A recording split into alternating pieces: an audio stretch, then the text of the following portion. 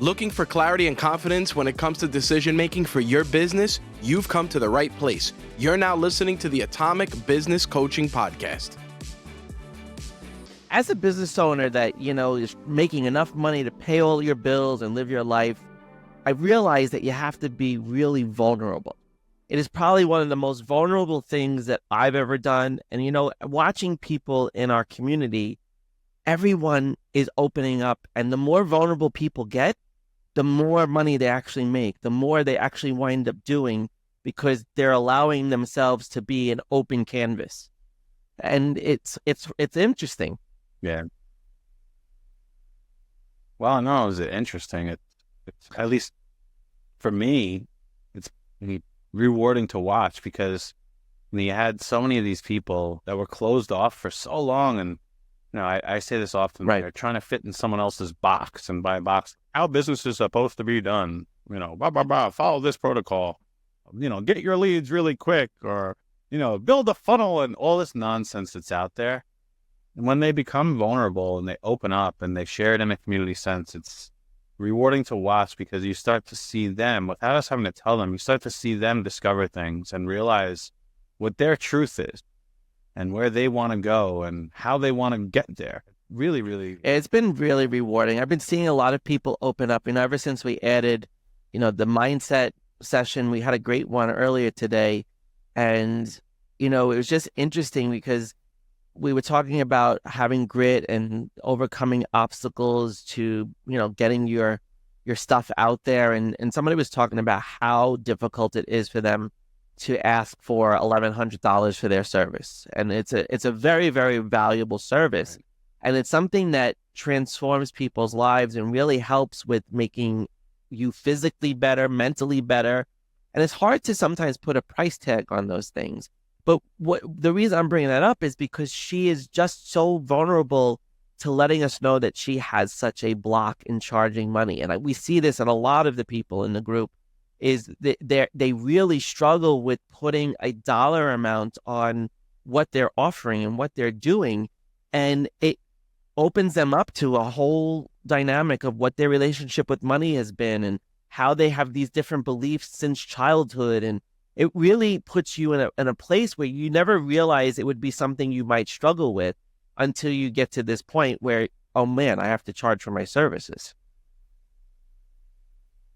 Well, while you were talking, I looked at I always like to look up the exact definition of things. So I looked up the definition of vulnerable, and it says susceptible to physical or emotional attack or harm.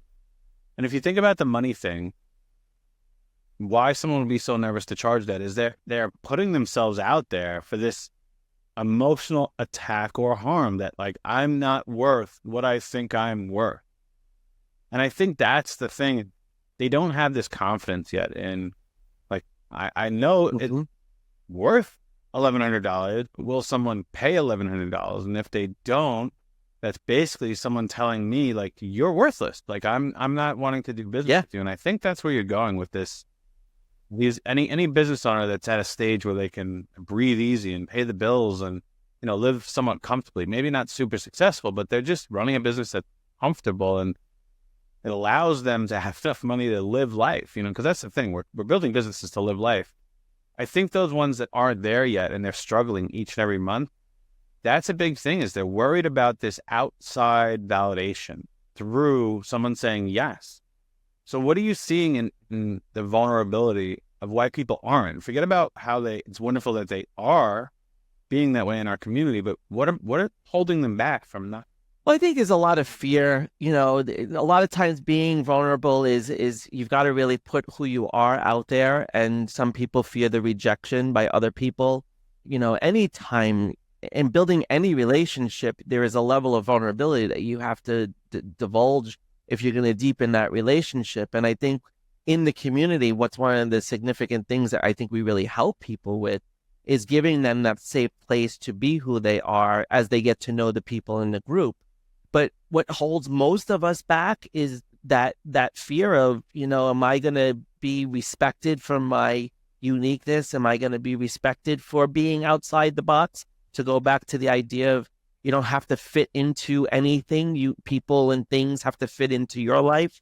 You don't have to fit into those things, and you just have to find how to fit those things the way you need them. And I think people really struggle because it depends on the walk of life they're coming from.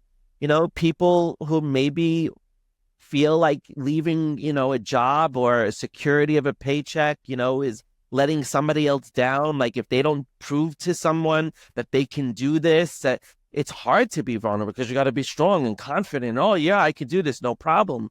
And I think a lot of people struggle with those, those feelings and that way of thinking. And it's really you have to think very, very differently if you're going to be vulnerable. You have to see that there's going to be more benefits to that than there is going to be consequences to that. And if you can't do that, then you really struggle, because I can see the stubbornness in some people, right? We've had a few people in the group that were really stubborn about certain things. And once we help them to let go of that, holy cow, did they excel, right? I mean, we have one guy that went from making $0 to making $7,500 last month because he just got rid of that stubbornness. And he's not focused on, he's really focused on learning now instead of just holding on to what he thought he knew.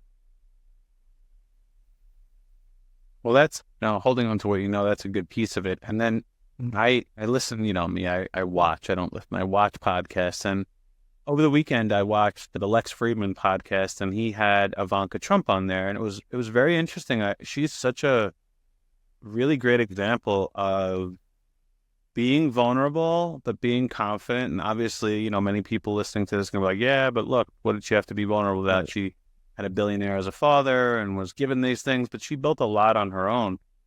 And she talked about so many different things that she has done. And at one point in the podcast, she talked about her confidence and vulnerability. She didn't use the words, but that's what she was talking about. And she said what changed from her to be like, and I'm totally butchering and paraphrasing here, everyone, but my perception of what she was saying was, the moment she really had this shift and she knew what was going on is when she switched from trying to get external validation to having internal validation.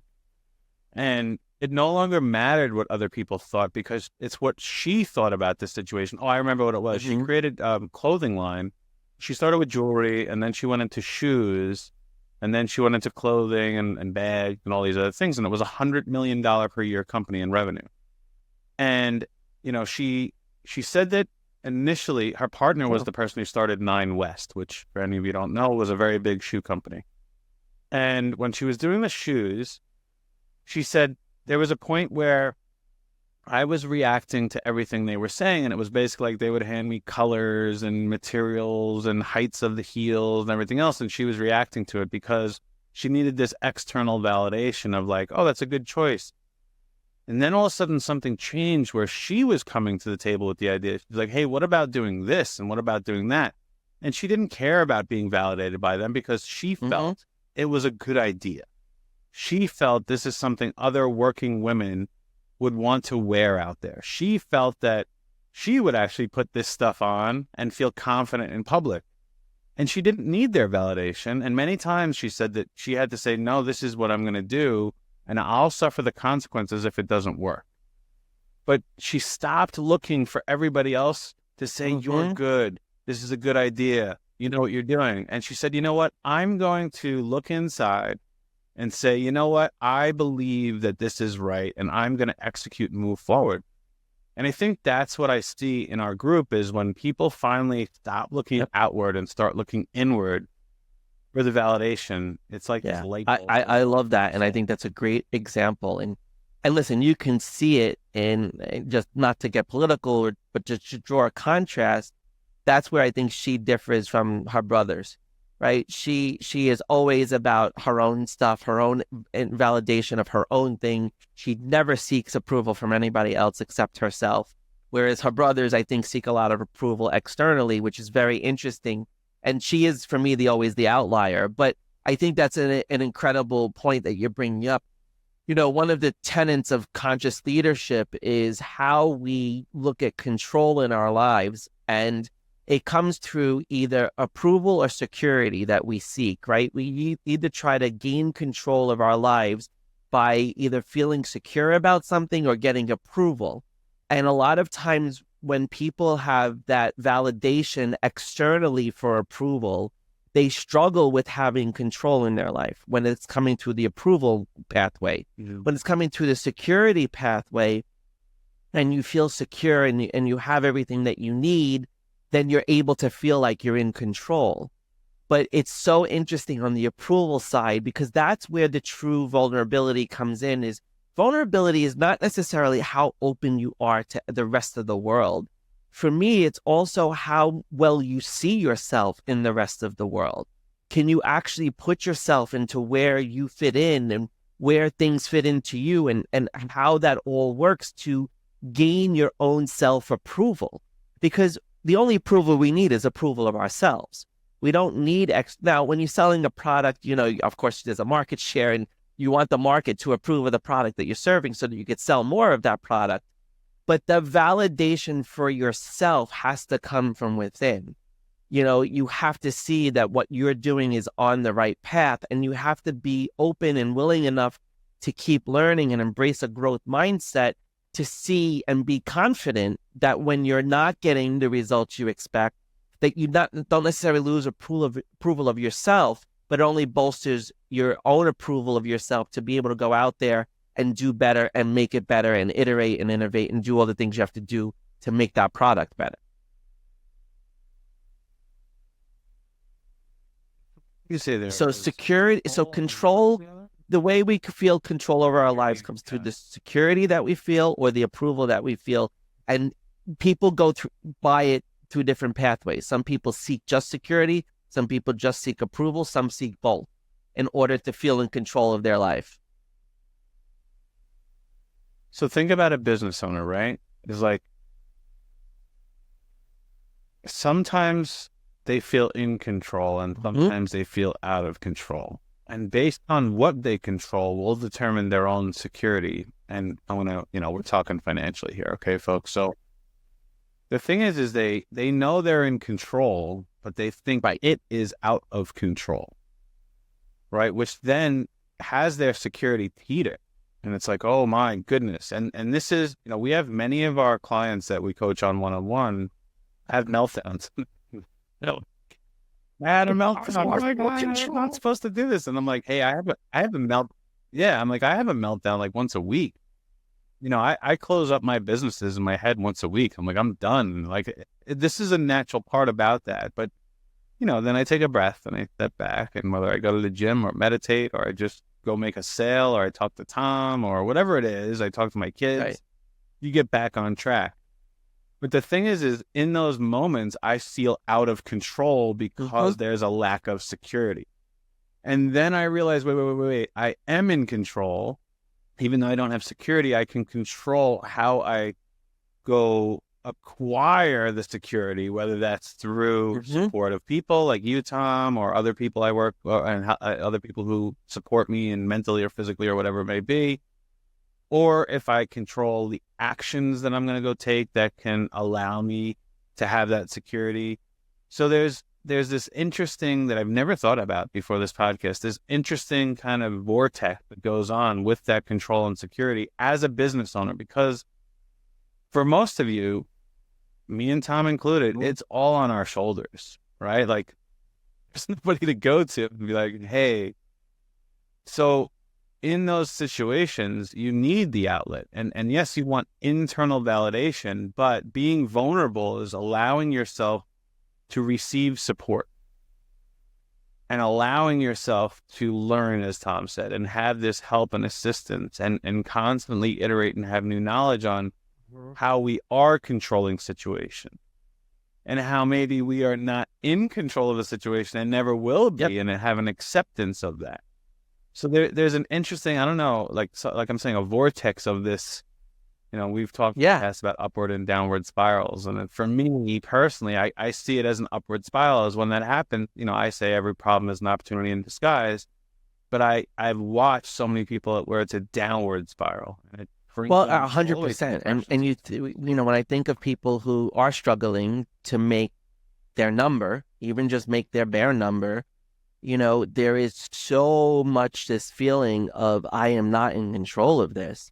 I can't do this. I don't have the security. I don't have the money. I don't have the thing that's going to help me do that. And when we show them that you are in control of it, because you can go and control the actions that will lead to the money, that will lead to the security, that will lead to all of that stuff. I think of it a lot of times is being a business owner is like being out there on the limb all by yourself. I mean, you are literally out there on the limb by yourself. And depending on how well you strategize, you're either going to fall into the pit, or you're going to fall out of the tree, or that limb is going to stand strong because you're giving it all the support and the integrity that it needs to sustain whatever it is you're trying to do, so that you could stay out there on that limb. It's like living on the edge of chaos, right? Because the edge of chaos is where the greatest innovation takes place. The edge of chaos is where we probably get to be the most successful, because we have that motivation and that drive. But if you're not willing to live on that edge of chaos, if you're not vulnerable enough to put yourself in that position, you're not going to be successful. You're not going to achieve what you set out to achieve. You're going to get caught up in, I have no control over things, or no one approves of me, or I don't have any security in my world. And I think that's a place that a lot of people find themselves, especially, when they're going through the struggles in their business, where they're just making enough to make ends meet, and they're not making a profit, and they're not really, they're a bit stuck and stagnant at the same time. And they are looking for, how can I control this better, when they feel so out of control. And it really comes down to, do you approve of who you are? Are you vulnerable enough? Are you confident enough to put yourself out there? Or do you really have what you need, and you just need more motivation to go make everything else happen? You talked about being out on that limb, and if it's really strong, then it will support you. Yep. But you create that limb, right? As a business owner, you create that limb. So it's interesting, as we're talking about vulnerability, is you have to get to a point, I think I am. You have to have the ability where people can be vulnerable around you. Because without people or systems or processes, whatever your business is made up of, if it can't be vulnerable around you, then you can't give it the support that will end up supporting you. There's Tom and I look all the time into our systems and processes and courses, things that we're doing for our clients, and we look at it to a point where, like, does this work anymore? And the problem is, when I look at that definition again, then it is susceptible to attack or harm, because there's times Tom and I have to rip it up and start all over again. But without Tom and I being able to look at something with vulnerability, with it having vulnerability, and saying, hey, you may not be able to go anymore, you may need help, like, that can change things drastically. But that goes for your people and your support system, your spouse, your friends. And if you can have the ability to allow them to be vulnerable around you, they will open up, which allows you to support them. And in return, they will give that support back to you. So I think that metaphor about being out on that branch all alone, well, you're on the branch all alone, but the branch is made up of this giant community of things and people. Right, 100%. And you're right. You have to be vulnerable as a leader. I think that's what makes great leaders. When I was working with one of our clients, and he was, well, I'm saying not that you're vulnerable. Yes, that you need that people are able to be vulnerable around you. You, for lack of better words, you put this safe space vibe out there that they can be vulnerable, so they can open up. And I think that's why you and I are so good at coaching.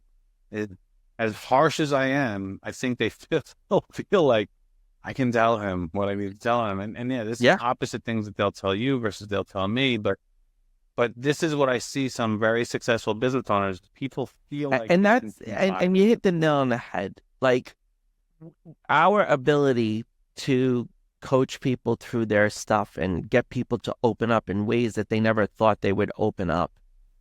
And it's amazing the things that we hear. I mean, we know a lot about our people, from the private secrets to, the things they struggle with on a daily basis as human beings. And, not even, and to being business owners, all of those things. And our job as coaches is to provide that safe, not judgmental place so that people can be vulnerable, because you're not going to make progress unless you get everything off your chest.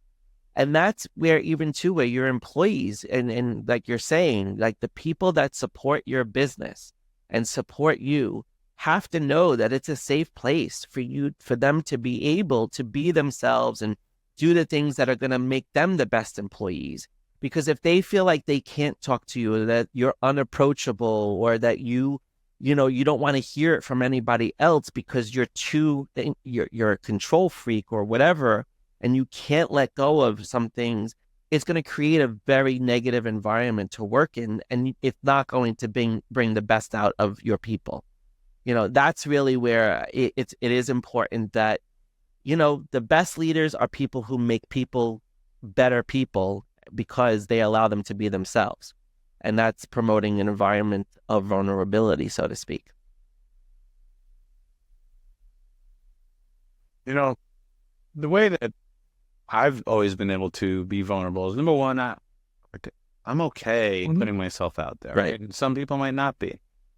But what I've learned over time, and it's funny, I was at a birthday party, a 40-year-old birthday party on Friday night in Long Beach on the rooftop of a hotel. Music was super loud. I'm 45. I guess I'm too old for the music. But the room was filled, and it was my cousin's birthday party. And she's like, I didn't want to do all this. And my husband did it. And I'm like, I told her, I'm like, Jill, look around the room of how many people love you. Right? Like, look at all these people that care about you, that want to be in this room. There had to be over 100 people in the room for a 40-year-old birthday party. That's crazy. To me, that's crazy.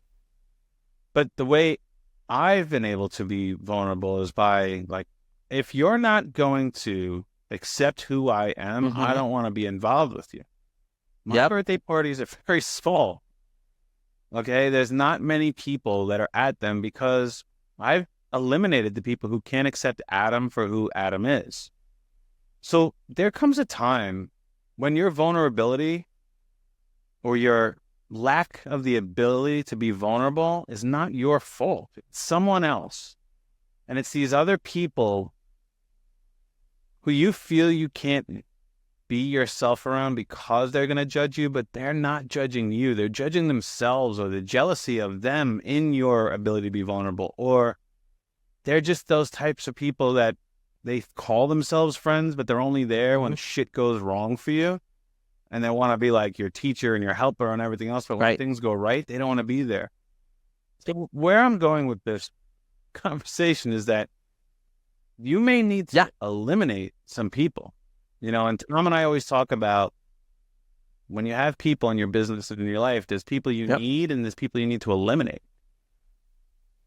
So you may need to look at, if I can't be vulnerable around this person, are they a good long-term support system to the endeavors that I have in my life and my business? And if they can't match that, you may need to assess, like, is this good for me? Or are they just fun? Or are they part of my past?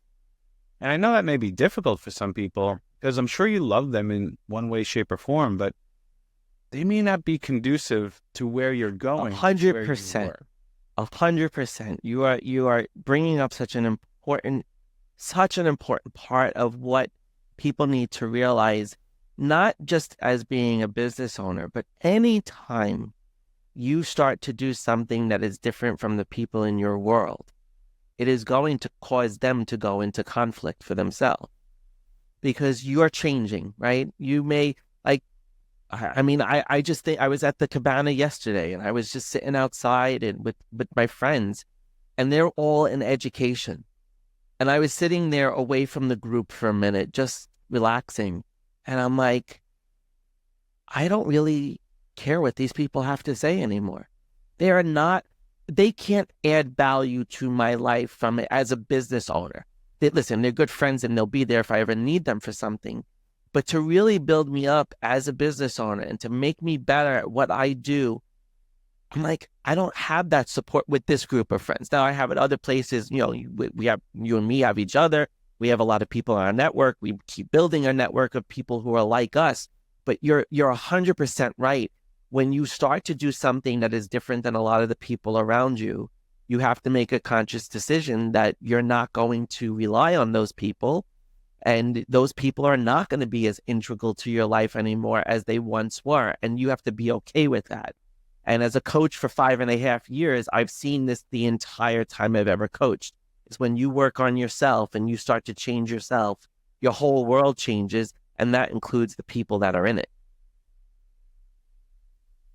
Yeah. In those moments, you got to show empathy, and it's just understand that you have changed and you are working to change even further. And you have to put yourself in their shoes and say, well, what the hell? Why is Tom so different? Does he not like me anymore? Does he not want to be this? Does he think he's better than me? They may be looking at this. Of course. But I think you have to assess what you're surrounded by and what you're involved with and what you're doing to get the place you want to go. I hope everybody listening to this is not complacent. I don't think, if you're listening to this, I don't think you are. I think you want more out of everything, out of yourself, out of your children, out of your spouse, out of your business, out of your life. But yeah, it's going to take vulnerability, and it's going to take most likely this internal acceptance of who you are and this validation internal, and potentially not being around the same types of people and finding new people to be around. And, that's one of the beautiful things that we've created at Project 2740 is this amazing support. Yeah, we do live sessions and we do courses and we do all this wonderful stuff, but it's just being able to be around people that are there to support you because you're there to support them. And it's been amazing. It's been awesome. And like you said, to see everybody become more vulnerable and do what they need to do is just amazing to watch. On that, sounds good. We're going to end it on top.